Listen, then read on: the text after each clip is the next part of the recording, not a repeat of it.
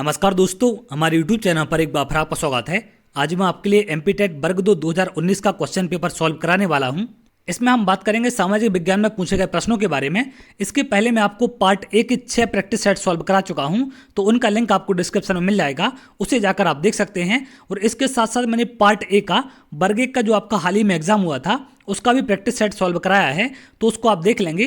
तो वर्ग 1 के पार्ट ए में जो प्रश्न आपसे पूछे गए थे उसी लेवल के आपको वर्ग 2 में देखने मिलेंगे, तो उनका लिंक मैं आपको डिस्क्रिप्शन में डाल दूंगा, तो वहां पर जाकर आप देख सकते हैं, या फिर आप चैनल की प्लेलिस्ट में जाकर वहां पर देख सकते हैं। एमपी टेट वर्ग 2 एग्जाम के नाम से प्लेलिस्ट है, उसमें वर्ग 2 के तमाम वीडियो आपके डले हुए हैं, तो उन सबको आप वहां पर जाकर देख सकते हैं।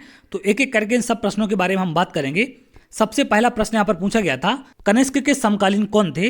अश्वघोष, नागार्जुन और वासुमित्र। तो ये इसका आंसर है। अब कनिष्क के ऊपर कुछ प्रश्न और आपके एग्जाम में बन सकते हैं कि ये किस वंश के शासक थे, तो इनको याद रखेंगे। किस वंश के थे ये? कुषाण वंश के। क्लियर है, कुषाण वंश के शासक थे। कुछ प्रश्न और इन पर बन जाते हैं कि इन्होंने शक संवत की शुरुआत की थी, इस बात का भी आप ध्यान रखेंगे। शक संवत पर प्रश्न आपका बन जाता है कि शक संवत की शुरुआत किसने की थी, तो ये की थी आपकी कनिष्क ने। और कब की थी? 78 ईस्वी में। क्लियर है, तो इसको भी आप याद रखेंगे। ये प्रश्न भी यहाँ से आपके बन सकते हैं। अगले प्रश्न पर आते हैं। अगला प्रश्न यहाँ पर दिया गया है, भारत के किस पड़ोसी देश को अरबों द्वारा सेरेंडिव के रूप में संदर्भित किया गया है? नेपाल, पाकिस्तान, म्यांमार या श्रीलंका। तो इसका आंसर है श्रीलंका। क्लियर है, अगले प्रश्न पर आते हैं। अगला प्रश्न यहाँ पर पूछा गया था, वह मूल्यांकन जो निर्देश की अवधि के दौरान छात्रों की अधिगम प्रक्रिया की निगरानी करने के लिए इस्तेमाल किया जाता है, निम्न कहलाता है। तो इनमें से इसको हम क्या कहते हैं? निर्माणात्मक मूल्यांकन। क्लियर है, अगले प्रश्न पर आते हैं। अगला प्रश्न यहाँ पर पूछा गया था, बीओडी से आपका क्या अभिप्राय है? तो पहले तो आपको बीओडी का फुल फॉर्म पता होना चाहिए, बायोकेमिकल ऑक्सीजन डिमांड। ये भी कभी कभी एग्जाम में बन जाता है, तो इसका क्या तात्पर्य है? जलीय पौधे द्वारा ऑक्सीजन की मांग, जलीय पशुओं द्वारा ऑक्सीजन की मांग, ऑक्सीजन के लिए औद्योगिक मांग, या जैविक अपशिष्ट द्वारा जल प्रदूषण। तो इसका आंसर क्या है? जैविक अपशिष्ट द्वारा जल प्रदूषण, क्योंकि जल प्रदूषण की जांच करने के लिए इसको यूज किया जाता है और इसमें ऑक्सीजन की मात्रा पानी में देखी जाती है। अगला प्रश्न यहाँ पर दिया गया है, खालिस्तान ने परिभाषित किया कि सामाजिक विज्ञान अधिगम और अध्ययन के वैसे निकायों के रूप में हैं जो शारीरिक और अशारीरिक उत्तेजनाओं की पारस्परिक क्रिया को स्वीकृत करते हैं और सामाजिक संबंध बनाते हैं। तो ये किसने परिभाषित किया था? इसका आंसर है जेम्स हाई, इन्होंने इसको परिभाषित किया था। अगले प्रश्न पर आते हैं। अगला प्रश्न यहाँ पर दिया गया है, शोध जो अवलोकन और परिमित घटनाओं पर आधारित होता है और सिद्धांत या धारणा के बजाय वास्तविक अनुभव द्वारा ज्ञान प्राप्त करता है, खालिस्तान कहलाता है। अनुभविक अन्वेषण, सर्वेक्षण अन्वेषण, प्रायोगिक अन्वेषण या फिर अर्ध प्रयोगात्मक अन्वेषण। तो इसको क्या कहते हैं हम? अनुभविक अन्वेषण। क्लियर है, अगले प्रश्न पर आते हैं। अगला प्रश्न यहाँ पर पूछा गया है, सेलिगमैन के अनुसार नैतिकता और शिक्षा इसमें शामिल होती है। पहला है अर्ध सामाजिक विज्ञान, सामाजिक अध्ययन, शुद्ध सामाजिक विज्ञान, सामाजिक निहितार्थ वाला विज्ञान। तो इसमें से किसमें होता है? अर्ध सामाजिक विज्ञान में। क्लियर है, अगले प्रश्न पर आते हैं। अगला प्रश्न यहाँ पर दिया गया है, निम्न में कौन सा एक नाटक प्ले नहीं है? भास द्वारा प्रतिज्ञा योगंत रामायणम, हाल द्वारा सप्तसती, भवभूति द्वारा उत्तर रामचरित और शूद्रक द्वारा मृच्छकटिका। तो इनमें से कौन सा एक नाटक प्ले नहीं है, ये बताना है। तो हाल द्वारा सप्तसती। क्लियर है, ये नहीं है। अगले प्रश्न पर आते हैं। अगला प्रश्न यहाँ पर दिया गया है, मानक समुद्री स्तर का दाब मिलीबार में क्या होता है? तो इनमें से क्या होता है? 1013.25 मिलीबार होता है। क्लियर है, तो इस बात को आप याद रखेंगे। अगले प्रश्न पर आते हैं। अगला प्रश्न यहाँ पर दिया गया है, राष्ट्रीय मानवाधिकार आयोग का गठन कब किया गया था? तो इन चार में से हमें बताना है कि इसका किस सन में गठन किया गया था। तो इसका गठन कब हुआ था? 1993 में। क्लियर है, इस बात को आप याद रखेंगे। यहाँ पर कुछ चीज़ें और आपसे पूछ सकते हैं कि राष्ट्रीय मानवाधिकार आयोग के अध्यक्ष कौन हैं, इनका नाम अक्सर आपसे पूछा जा सकता है, तो इनको आप याद रखेंगे, अरुण कुमार मिश्रा। क्लियर है, अरुण कुमार मिश्रा, आप चाहें तो इसको नोट कर सकते हैं। अरुण कुमार मिश्रा वर्तमान में राष्ट्रीय मानवाधिकार आयोग के अध्यक्ष हैं। अगले प्रश्न पर आते हैं। अगला प्रश्न यहाँ पर दिया गया है, सामाजिक विज्ञान को एक मुख्य पाठ्यक्रम का हिस्सा क्यों होना चाहिए? पहला है गहन सोच को विकसित करने में मदद करता है, यह मानव व्यवहार से संबंधित है, विश्व की जागरूकता को विकसित करने के लिए, देश को विकसित करने के लिए। तो इनमें से इसका आंसर होगा गहन सोच को विकसित करने में मदद करता है, इसलिए इसको पाठ्यक्रम का मुख्य हिस्सा माना गया है। अगले प्रश्न पर आते हैं। अगला प्रश्न यहाँ पर दिया गया है, जनरल टिकट प्रणाली का दूसरा नाम क्या है? तो जनरल टिकट प्रणाली को और हम दूसरे शब्दों में क्या कहते हैं, तो इसका आंसर है बहुसदस्य निर्वाचन क्षेत्र। क्लियर है। अब ये बहुसदस्य निर्वाचन क्षेत्र क्या होता है, तो इसमें एक निर्वाचन क्षेत्र से एक से ज़्यादा सदस्यों को चुना जा सकता है, इसलिए इसको हम क्या बोलते हैं, बहुसदस्य निर्वाचन क्षेत्र। क्लियर है। जनरल टिकट प्रणाली। अगले प्रश्न पर आते हैं। अगला प्रश्न यहाँ पर दिया गया है, परिचर्चा पद्धति को इस नाम से भी जाना जाता है, तो परिचर्चा पद्धति को इनमें से किस नाम से जाना जाता है, सुकराती पद्धति। क्लियर है। इस बात का आप ध्यान रखेंगे। ग्रीक दार्शनिक थे एक, उनका नाम था सुकरात, तो उनसे इसको लिया गया है, इस बात का भी आप ध्यान रखेंगे। ग्रीक दार्शनिक थे सुकरात। क्लियर है। अगले प्रश्न पर आते हैं।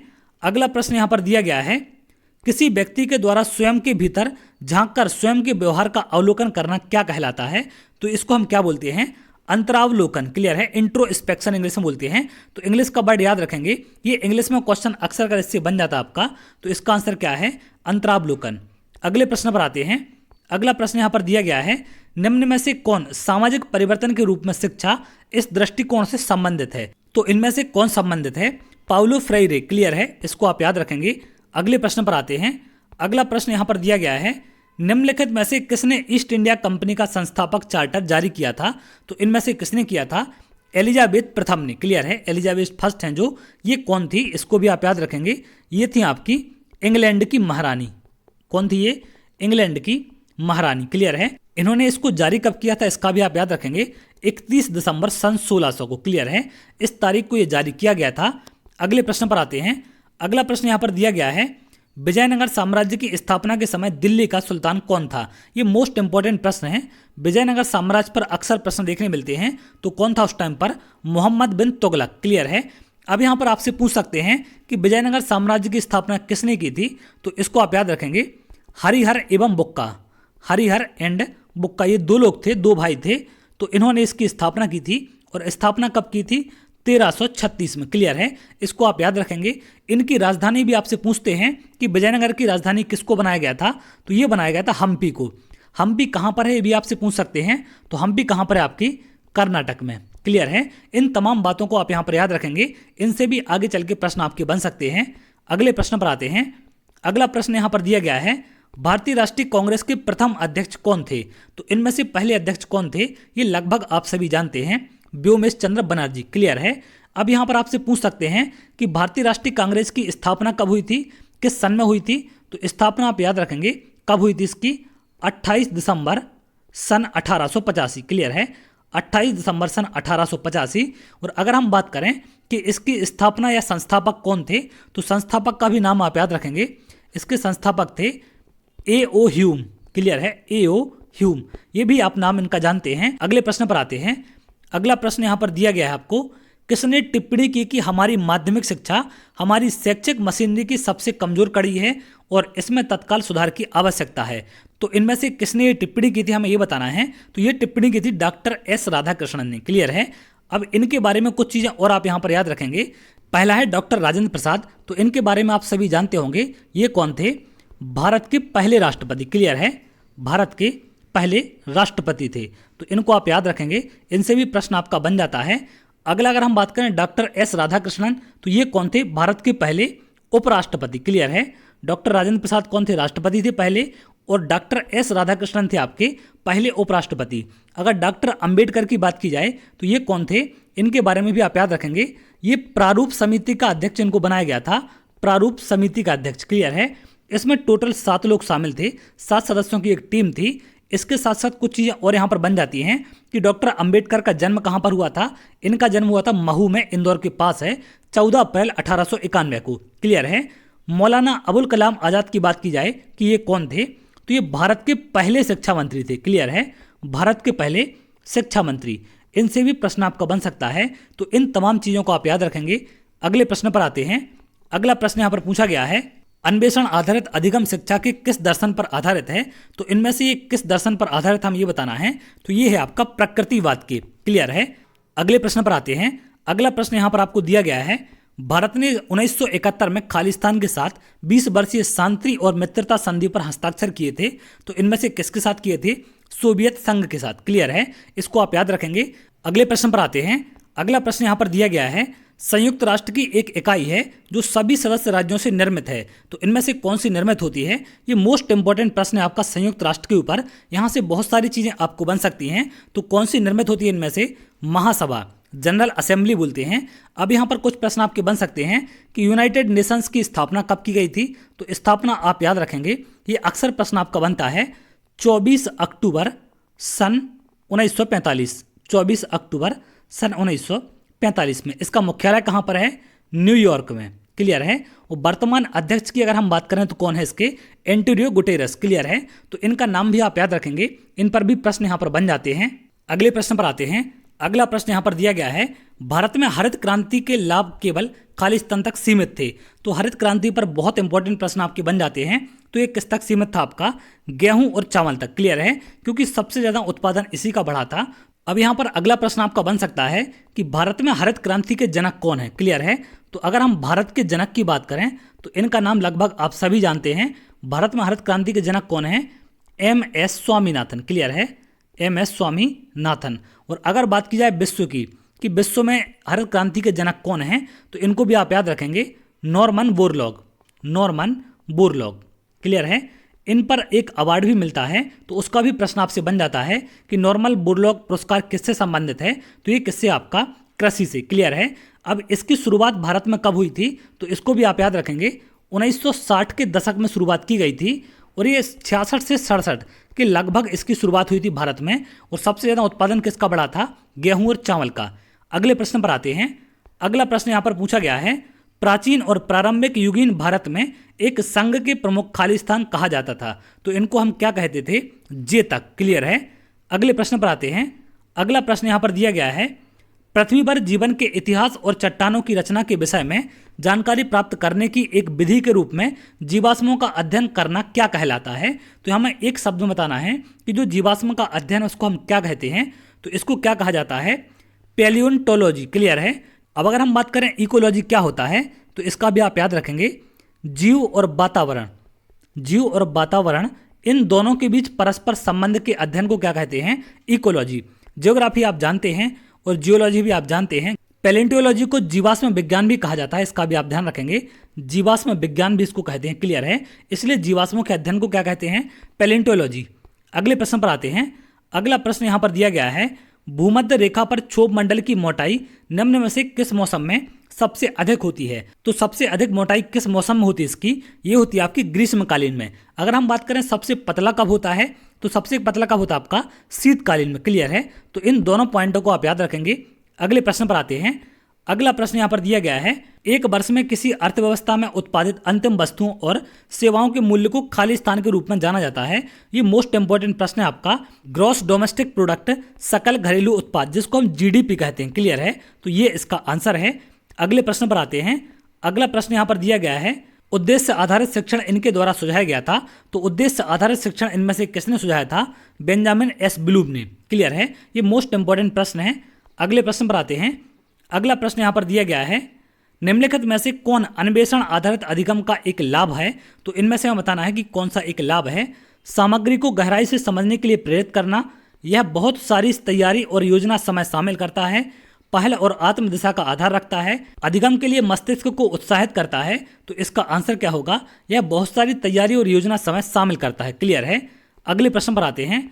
अगला प्रश्न यहाँ पर दिया गया है, भारत के किस वित्त मंत्री ने नई आर्थिक नीति NEP की शुरुआत की थी? मोस्ट इंपॉर्टेंट प्रश्न है आपका। पहले तो आपको NEP का फुल फॉर्म पता होना चाहिए, न्यू इकोनॉमिक पॉलिसी, क्योंकि ये आपका शॉर्टकट कभी कभी पूछ लिया जाता है। तो इसकी शुरुआत किसने की थी? डॉक्टर मनमोहन सिंह ने। क्लियर है। कब की गई थी? 24 जुलाई सन 1991। 24 जुलाई 1991 से। क्लियर है। अगले प्रश्न पर आते हैं। अगला प्रश्न यहाँ पर दिया गया है, भारत में खाद्य सुरक्षा के लिए किस योजना पर विस्तार से चर्चा हुई थी? तो इनमें से कौन सी पंचवर्षीय योजना थी? 5 ईयर प्लान था जिस पर चर्चा हुई थी। तो इसमें हुई थी 9वीं योजना पर। क्लियर है। इसका आप ध्यान रखेंगे। अगले प्रश्न पर आते हैं। अगला प्रश्न यहाँ पर दिया गया है, भारत के संविधान का कौन सा अनुच्छेद एक नागरिक को मौलिक अधिकारों को प्रवर्तन करने के लिए सर्वोच्च न्यायालय में जाने का अधिकार देता है? तो मोस्ट इंपॉर्टेंट प्रश्न है आपका और मोस्ट इंपॉर्टेंट आर्टिकल है। क्लियर है। कौन सा आर्टिकल देता है आपको ये सुविधा? 32। अब यहाँ पर कुछ प्रश्न आपको और बन जाते हैं कि संविधान की आत्मा किस आर्टिकल को कहते हैं? तो ये कहते हैं आर्टिकल 32 को संविधान की आत्मा। क्लियर है। और ये संविधान की आत्मा आर्टिकल 32 को किसने कहा था, ये भी आपसे पूछ सकते हैं। तो डॉक्टर भीमराव अंबेडकर। तो इनका भी नाम आप याद रखेंगे। क्लियर है। अगले प्रश्न पर आते हैं। अगला प्रश्न यहां पर दिया गया है, भारतीय संविधान का कौन सा अनुच्छेद एक स्वतंत्र चुनाव आयोग प्रदान करता है। तो इसको भी आप याद रखेंगे। ये भी बहुत इंपॉर्टेंट प्रश्न है, क्योंकि हाल ही में जो आपके एग्जाम पटवारी के चल रहे हैं उनमें यहां से आपके प्रश्न पूछे जा रहे हैं। तो ये कौन से आर्टिकल में है, आपका 324 में। क्लियर है। इसको आप याद रखेंगे। अगले प्रश्न पर आते हैं। अगला प्रश्न यहां पर दिया गया है, निम्नलिखित में से कौन सूक्ष्म शिक्षण पर लागू नहीं है। पहला है तत्काल प्रतिपुष्टि प्राप्त नहीं होती। दूसरा है निर्देश की अवधि 5 से 10 मिनट तक सीमित होती है। अधिगम समूह का आकार छोटा होता है। शिक्षण नियंत्रित परिस्थितियों में किया जाता है। तो इनमें से कौन सा लागू नहीं होता है। तत्काल प्रतिपुष्टि प्राप्त नहीं होती, ये वाला इसमें लागू नहीं होता है और यही इसका आंसर है। अगले प्रश्न पर आते हैं। अगला प्रश्न यहां पर दिया गया है, निम्नलिखित में से किस राजवंश का शासनकाल सबसे लंबा था। तो इनमें से हमें बताना है। तो पहले तो इनका अगर आपको टाइम पीरियड पता होगा तभी आप बता पाएंगे। तो ये किसका सबसे लंबा था, इसमें से पॉल वंश का। क्लियर है। ये भी मोस्ट इंपॉर्टेंट प्रश्न है। अब इनके आपसे शासक पूछ सकते हैं कि इन वंशों की स्थापना किसने की थी। अगर हम बात करें प्रतिहार वंश की, तो इसकी स्थापना किसने की थी, हरिश्चंद्र ने। इनके नाम आप चाहें तो लिख सकते हैं। पाल वंश की अगर हम बात करें तो इसकी स्थापना किसने की थी, गोपाल। क्लियर है। अगला है सेन। यहाँ पर सेन वंश है, सेना लिखा हुआ है। सेन वंश की अगर हम बात करें तो इसकी स्थापना किसने की थी, विजया सेन। इनके नाम आप याद रखें। राष्ट्रकूट वंश की स्थापना किसने की थी, इनकी की थी आपकी दंती वर्मन, या फिर जिनको हम दंती दुर्ग प्रथम के नाम से भी जानते हैं, दंती दुर्ग प्रथम। क्लियर है। इन दोनों नामों को आप याद रखेंगे। दंती वर्मन भी बोलते हैं और दंती दुर्ग प्रथम भी। अगले प्रश्न पर आते हैं। अगला प्रश्न यहां पर दिया गया है, निम्नलिखित में से कौन सा वायसराय इल्बर्ट बिल विवाद से जुड़ा था। तो पहले तो आपको इल्बर्ट बिल पता होना चाहिए कि ये बिल क्या था और कैसे क्या इस बिल को पारित किया गया था। तो इसका यूरोपियों ने विरोध किया था, क्योंकि जो पहले यूरोपीय अपराधी होते थे उनकी सुनवाई भारतीयों को करने के लिए इसमें प्रावधान किया गया था, लेकिन इसका बाद में विरोध किया गया। इसलिए ये क्या है आपका इल्बर्ट बिल विवाद, क्योंकि यूरोपीय चाहते थे कि जो यूरोप के अधिकारी हैं उनकी सुनवाई भी यूरोप के जज करें, इंडिया के जज ना करें। क्लियर है। तो इस विवाद से कौन से वायसराय जुड़े हैं आपके, इससे जुड़े हैं आपके लॉर्ड रिपन। और ये इल्बर्ट बिल कब आया था आपका, 1883 में। क्लियर है। इसका सन भी आप याद रखेंगे। अगले प्रश्न पर आते हैं। अगला प्रश्न यहां पर दिया गया है, निम्नलिखित में से क्या भारत में आर्थिक विकास के लिए एक प्रमुख बाधा है। निम्न उत्पादकता, निम्न स्तर की बेरोजगारी, उच्च साक्षरता दर, सकल घरेलू उत्पाद में दर वृद्धि। तो ये तो आप आंसर इसका बता सकते हैं, निम्न उत्पादकता। क्लियर है। ये इसका आंसर है। अगले प्रश्न पर आते हैं। अगला प्रश्न यहां पर दिया गया है, निम्नलिखित में से कौन एक वाणिज्यिक बैंक है। तो इनमें से कौन सा एक वाणिज्यिक बैंक हमें ये बताना है। तो भारतीय स्टेट बैंक कौन सा आपका एक कॉमर्शियल बैंक है, ये आप सभी इसका आंसर जानते होंगे। अगले प्रश्न पर आते हैं। अगला प्रश्न यहां पर दिया गया है, निम्नलिखित में से किस मुगल सम्राट ने तंबाकू के उपयोग पर प्रतिबंध किया था। तो इसमें से किसने किया था, ये बहुत इंपॉर्टेंट प्रश्न है आपका। ये किया था जहांगीर ने। क्लियर है। अगले प्रश्न पर आते हैं। अगला प्रश्न यहां पर दिया गया है, एक प्रभावी शिक्षक कक्षा के वातावरण को और अधिक खालिस्तान बनाता है। तो प्रभावी शिक्षक क्या बनाता है, लोकतांत्रिक, निरंकुश, सख्त और कठोर, अराजक। तो क्या बनाता है, लोकतांत्रिक। क्लियर है। ये इसका आंसर है। अगले प्रश्न पर आते हैं। अगला प्रश्न यहां पर दिया गया है, शेरशाह द्वारा प्रचलित किया गया और मुगलों द्वारा जारी किया गया चांदी का सिक्का क्या था। तो ये क्या था, एक रुपया था। क्लियर है। अगले प्रश्न पर आते हैं। अगला प्रश्न यहां पर दिया गया है, आधुनिक भारत में कई सामाजिक समस्याओं का कारण निम्न की उपेक्षा हो सकती है, उच्चतर शिक्षा, अंग्रेजी शिक्षा, आदर्श शिक्षा या फिर तकनीकी शिक्षा। तो इसमें से क्या हो सकता है, आदर्श शिक्षा। क्लियर है। अगले प्रश्न पर आते हैं। अगला प्रश्न यहां पर दिया गया है, राज्य सरकार की बर्खास्तगी और राज्य विधानसभा के निलंबन या विघटन की सिफारिश करने की शक्ति किसके पास होती है। तो ये किसके पास होती है, आपकी राज्यपाल के पास। अगले प्रश्न पर आते हैं। अगला प्रश्न यहां पर दिया गया है, विश्व स्तर पर हरित क्रांति के जनक किसे माना जाता है। तो मैंने इसके पहले प्रश्न में आपको बताया था किसको माना जाता है, नॉर्मन बोरलॉग को। क्लियर है। और भारत की बात की जाए तो MS स्वामीनाथन को। अगले प्रश्न पर आते हैं। अगला प्रश्न यहां पर दिया गया है, भारत में महिला प्रवासन की उच्चतम प्रतिशतता के लिए निम्नलिखित में से कौन सा कारण उत्तरदायी है। स्थिरता, रोजगार, विवाह और शिक्षा। तो सबसे ज्यादा प्रवासन किससे होता है, माइग्रेशन। ये होता है आपके विवाह से। क्लियर है। तो ये इसका आंसर है। अगले प्रश्न पर आते हैं। अगला प्रश्न यहां पर दिया गया है, निम्नलिखित में से किसकी खेती के लिए अफगानिस्तान का हेलमंद प्रांत प्रसिद्ध है? तो हेलमंद प्रांत के बारे में आप सबने लगभग सुना होगा, ये अफीम के लिए प्रसिद्ध है। क्लियर है। अगले प्रश्न पर आते हैं। अगला प्रश्न यहाँ पर दिया गया है, लाल बहादुर शास्त्री की समाधि को किस नाम से जाना जाता है? तो ये मोस्ट इंपॉर्टेंट प्रश्न है आपका, समाधियों पर अक्सर कर प्रश्न बन जाते हैं। तो लाल बहादुर शास्त्री की समाधि को क्या कहते हैं? विजय घाट। क्लियर है। और बाकी ये जो समाधियां दी गई हैं इनके नाम भी आपको पता होना चाहिए। अगर हम बात करें शक्ति स्थल की, तो ये किसको कहते हैं, किसका समाधि स्थल है? इंदिरा गांधी का। क्लियर है। इनके नाम भी आप चाहे तो नोट कर सकते हैं। अगला है शांतिवन। तो शांतिवन किसका समाधि स्थल है? पंडित जवाहरलाल नेहरू। क्लियर है। इनका नाम आप याद रखेंगे, पंडित जवाहरलाल नेहरू का। क्लियर है। अगर हम बात करें चैत्र भूमि की, तो ये किससे संबंधित है? ये है डॉक्टर भीमराव अंबेडकर से। डॉक्टर भीमराव अंबेडकर। क्लियर है। तो इनके नाम आप याद रखेंगे। विजय घाट में आपको बता चुका हूं लाल बहादुर शास्त्री की समाधि स्थल है, तो समाधि स्थल के बारे में आप जरूर देख लेंगे, यहां से आपके प्रश्न बन सकते हैं। अगले प्रश्न पर आते हैं। अगला प्रश्न यहां पर दिया गया है, प्रत्येक वर्ष सरकार किसानों की उपज के समर्थन के रूप में कृषि उत्पादों की कीमत की घोषणा करती है, जिसे कहा जाता है, तो इसको हम क्या कहते हैं? समर्थन मूल्य, सपोर्ट प्राइस। क्लियर है। अगले प्रश्न पर आते हैं। अगला प्रश्न यहां पर दिया गया है, दक्षिण अफ्रीका के कितने देश मिलकर दक्षिण अफ्रीकी सीमा शुल्क संघ का निर्माण करते हैं? तो कितने देश मिलकर करते हैं? 5 देश। अगले प्रश्न पर आते हैं। अगला प्रश्न यहां पर दिया गया है, कॉफी की एक प्रजाति जिसे कॉफी चेरी रियाना कहा जाता है, कैफीन से मुक्त होती है, निम्न में से किस देश में ये उपजाई जाती है? यहाँ पर कहाँ पर इसकी उपज होती है? ये होती है आपकी कैमरून में। क्लियर है। अगले प्रश्न पर आते हैं। अगला प्रश्न यहाँ पर दिया गया है, सेबी का विस्तृत रूप है, तो सेबी का विस्तृत रूप क्या होता है? Securities and exchange board of India. तो यहाँ पर एक शब्द और आप ऐड कर लेंगे, एंड। क्लियर है। तो ये इसका फुल फॉर्म होता है। इसके बारे में और प्रश्न आपसे क्या बन सकते हैं कि सेबी का मुख्यालय कहाँ पर है? तो इसका मुख्यालय आपका मुंबई में। स्थापना पूछ सकते हैं आपसे, स्थापना कब हुई थी? तो स्थापना हुई थी आपकी 12 अप्रैल 1988 को। 12 अप्रैल 1988 को। और अगर बात की जाए कि वर्तमान अध्यक्ष कौन है, तो माधवीपुरी बुच। माधवीपुरी बुच। क्लियर है। माधवीपुरी बुच ये वर्तमान में अध्यक्ष हैं सेबी की, तो इनका नाम भी आप याद रखेंगे। अगले प्रश्न पर आते हैं। अगला प्रश्न यहाँ पर दिया गया है, विभिन्न प्रकार के शिक्षण शास्त्र जो छात्रों को किसी खोज या अन्वेषण में सम्मिलित करती है और अधिगम के दृष्टिकोण को नियोजन करती है, खालिस्तान कहलाता है, तो इनमें से हम उसको क्या कहते हैं? तो इसका आंसर होगा अधिगम का शिक्षण शास्त्र। क्लियर है। अगले प्रश्न पर आते हैं। अगला प्रश्न यहाँ पर दिया गया है, निम्नलिखित में से असम की बराक घाटी किसके लिए प्रसिद्ध है? मोस्ट इंपॉर्टेंट प्रश्न है आपका। बराक घाटी के बारे में बहुत बार प्रश्न पूछा जाता है। ये किसके लिए है? आपकी चाय की खेती। क्लियर है। अगले प्रश्न पर आते हैं। अगला प्रश्न यहाँ पर दिया गया है, स्ट्रेटोस्फीयर ओजोन परत की मोटाइयों को मापने के लिए किस इकाई या पैमाने का उपयोग किया जाता है? तो ये किसका करते हैं उपयोग? इसमें डॉप्सन इकाई का। क्लियर है। ओजोन परत को इससे नापा जाता है। अगले प्रश्न पर आते हैं।